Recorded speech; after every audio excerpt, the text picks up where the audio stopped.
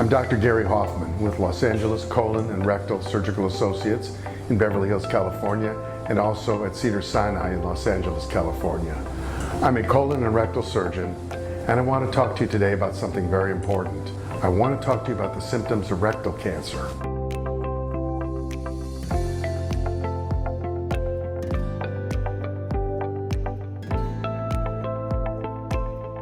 If you've read, like most people have, you'll know that the symptoms of rectal cancer can be similar to the symptoms of colon cancer, or even anal cancer.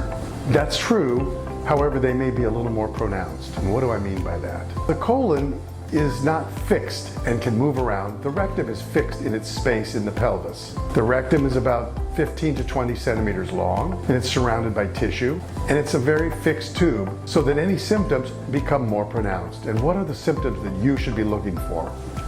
Well, hopefully you've seen my other videos where I've talked about symptoms, and you'll know the first thing to do is never get to the point where you have symptoms. At age 45, if you have no other risk factors, you should begin your colon and rectal screening. You know that colonoscopy is the gold standard. What if you are having symptoms? What are those symptoms? Rectal bleeding is a symptom. Tumors can bleed. And just to put your mind at ease, other things bleed besides cancer. Hemorrhoids can bleed, fissures can bleed. But we worry about cancer, or we worry about polyps. Difficulty with your bowel movements. As I told you, that tube, the rectum, is a fixed tube, and if you put something in it, such as a cancer, it's going to take up space for the stool to pass, and you'll have more difficulty passing your stool. A change in your bowel habits, especially pencil-thin stools. That's a change, and it is exactly what it sounds like. A stool that has now become the size of a pencil. Other symptoms: bloating, difficulty passing gas, nausea and vomiting, a sense of malaise or not well-being. Those are symptoms of rectal cancer. Unexplained weight loss. That's a symptom of rectal cancer.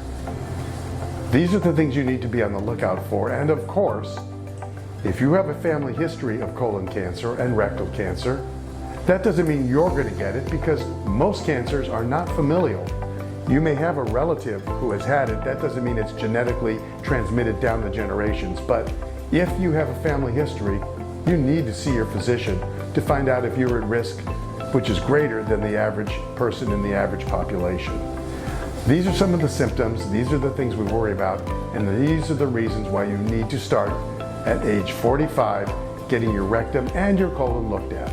This is Dr. Gary Hoffman with Los Angeles Colon and Rectal Surgical Associates. Thank you for listening.